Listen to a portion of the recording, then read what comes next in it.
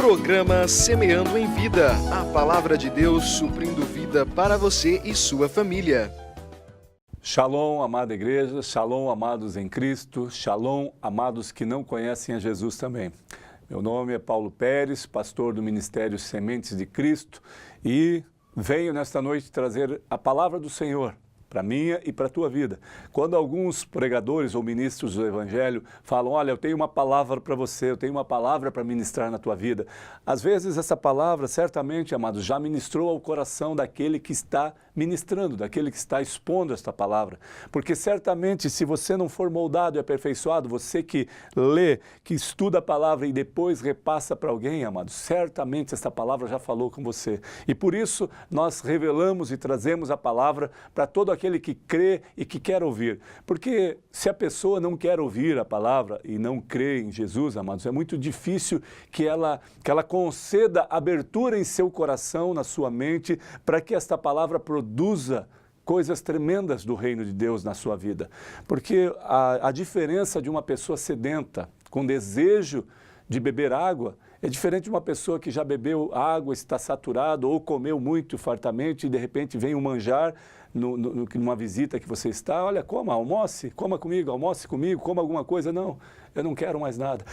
Da mesma forma, é a palavra de Deus. Quando eu estou saciado, eu jamais estou saciado, porque Deus, a palavra de Deus é uma fonte que nunca para de jorrar. É uma fonte de águas vivas que jorra sem limitações. Ela sempre vai agregar algo tremendo na nossa vida. Ela não é como uma torneira, como uma barragem que concentra água e só tem aquela porção, ou uma torneira que é fechada e acabou a fonte. Não, ela é uma fonte de vida eterna, uma fonte que jorra sempre. Por isso ela agrega sempre em nossas vidas, sempre algo novo, sempre princípios poderosos da sua palavra, da palavra que transforma. E essa palavra eu falo com muita ênfase, com muita gratidão, porque um dia eu fui tocado por esta palavra, um dia eu fui tocado literalmente, ou seja, eu não consegui expressar um sentimento, algo maior do que entendê-la, porque quando eu comecei a entendê-la, quando eu comecei a recebê-la, quando eu absorvi esta palavra, amados, nós precisamos vivê-la.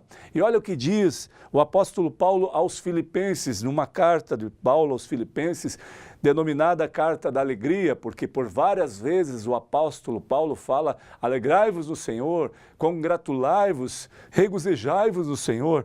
E ela, por alguns estudiosos, ela foi denominada como Carta da Alegria. Isso não está na Bíblia, não está no texto, amados. Eu só estou falando o que alguns estudiosos da palavra caracterizaram ou entenderam que esta carta era de extrema alegria, mesmo que Paulo passasse por determinadas situações ou por situações difíceis, mas ele estava muito contente, muito alegre, feliz, por estar inserido no corpo de Cristo e por repassar aquilo que ele provou, aquilo que ele viveu, e para que os demais que também ouvissem pudessem ser consolados, pudessem ser atraídos por esta palavra de vida eterna e pelo Evangelho de Cristo, amar a Jesus de uma forma sobremaneira, de uma forma tremenda. Olha o que o texto diz em Filipenses capítulo 4, nós vamos ler o versículo 8 e 9. Primeiro o 8, para que nós possamos voltar primeiro ao 9, para que nós possamos voltar ao 8 e entender o que Paulo está dizendo aos Filipenses. A palavra de Deus diz assim, capítulo 4, versículo 9. O que também aprendestes e recebestes e ouvistes e vistes em mim, isso praticai, e o Deus da paz será convosco. Olha, amados, quando um homem declara isso, aqui não é Jesus, não é Deus, é Paulo, um homem que outrora era perseguidor do povo cristão. E se você entende a plenitude do Evangelho, do poder de Deus se manifestando na vida de um homem, olha o que ele tem, a capacidade, a autoridade para declarar. E Paulo tinha. O que também aprendestes e recebestes e ouvistes e vistes em mim, isso praticai, e o Deus da paz será convosco. Uma promessa a qual Paulo estabelece na vida do homem, está falando aos filipenses e fala para nós nesses dias. Olha, o que aprendestes ouvistes e vistes em mim, isso praticai. Paulo tinha autoridade para falar isso. Por quê, pastor? Olha, porque Paulo, um homem normal como nós, Paulo não foi um santo, não foi denominado um santo, né? ou estabelecido como um santo. A palavra de Deus diz: sois santos porque eu sou santo. A palavra de santificação ou de santo ou de estabelecer como santo é aquele que busca a santificação, a vida correta sempre na sua trajetória de vida. Porque a palavra diz que nós crescemos de glória em glória e para o aperfeiçoamento dos santos, daqueles que estão inseridos na videira, daqueles que buscam ao Senhor incansavelmente e que tentam todos os dias, travam uma batalha todos os dias para não pecar, para não errar. E talvez você esteja dizendo: mas se ele é santo, como trava batalhas para não pecar? Ele não peca naturalmente. Amados, em todo tempo Jesus Cristo foi tentado, em todo tempo os discípulos foram tentados a ser usurpadores, foram tentados a entrar em corrupção, foram tentados ao adultério, a estabelecer situações contrárias e se corromper em todo tempo. Então era uma luta constante para que eles lembrassem da palavra, daquilo que eles ouviram, daquilo que eles testificaram e vivessem o evangelho genuíno da paz, o evangelho da glória de Deus. E quando Paulo esclarece isso, fala para os filipenses que, olha, o que ouvistes, o que provastes de mim, o que aprendestes, o que recebestes e ouvistes, e vistes em mim, isso praticai. Ele está falando claramente. O que vocês viram em mim? Olha o que diz o versículo 8. Finalmente, irmãos, tudo que é verdadeiro, tudo que é respirável, tudo que é justo, tudo que é puro, tudo que é amável, tudo que é de boa fama, se alguma virtude há, e se algum louvor existe, seja isto que ocupe o vosso pensamento.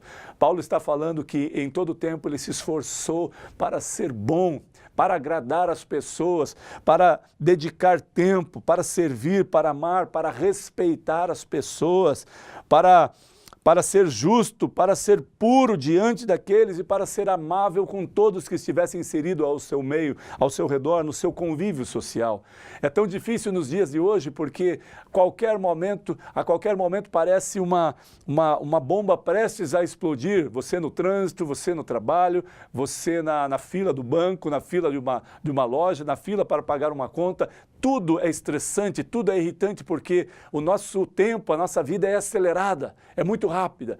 E muitas coisas nós queremos imediatamente, somos imediatistas, queremos as coisas resolvidas na hora. Eu chego no banco, vejo aquela fila, mas eu precisava de apenas 5 minutos e quando eu fico quase 1 hora, 40 minutos, aquilo vai mexendo com nós e vai deixando com que nós fiquemos nervosos, impacientes, porque não estamos vivendo esta paz do Senhor, esta alegria de estar na presença dEle.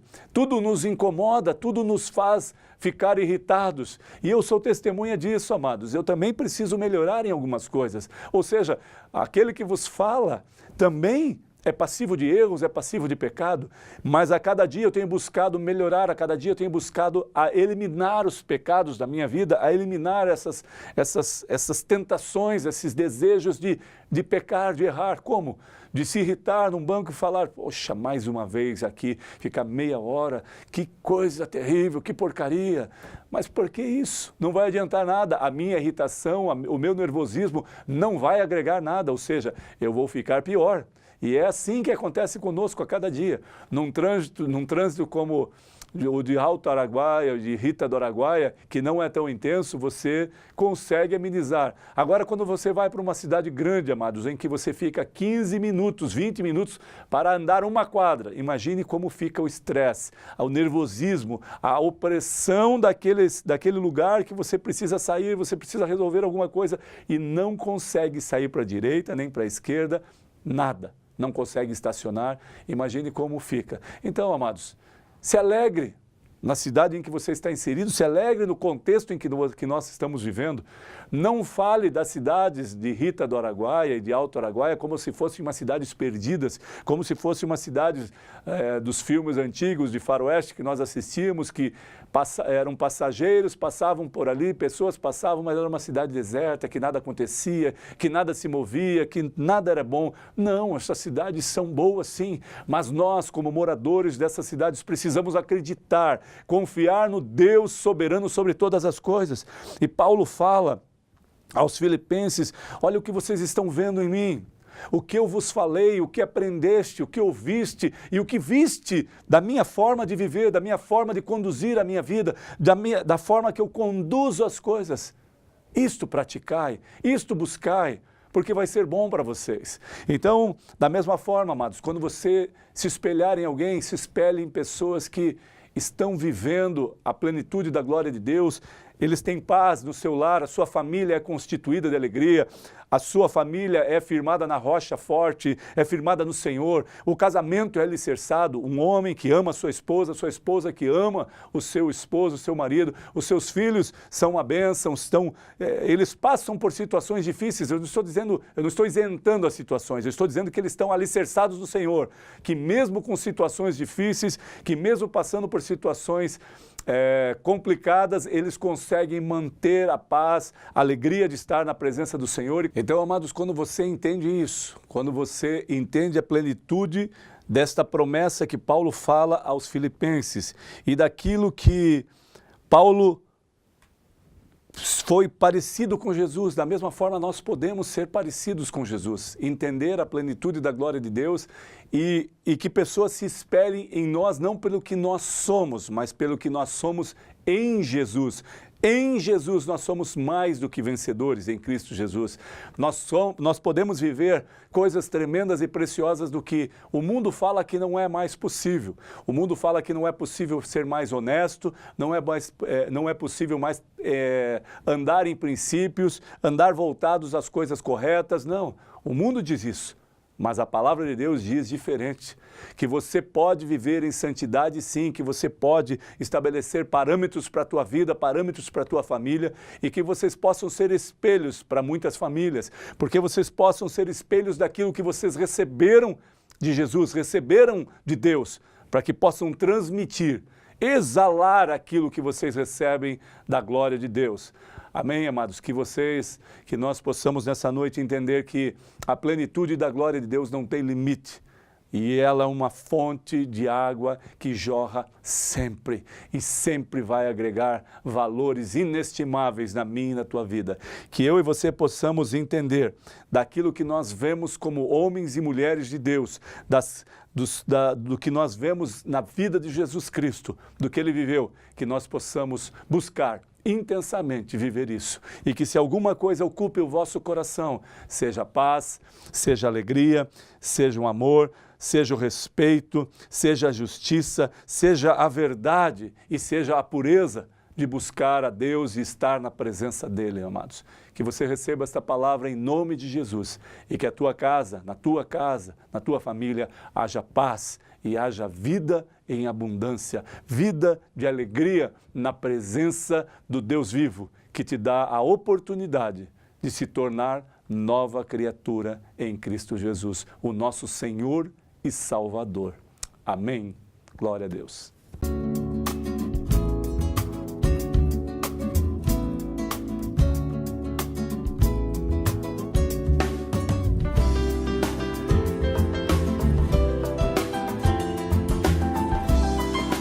Programa Semeando em Vida, a palavra de Deus suprindo vida para você e sua família.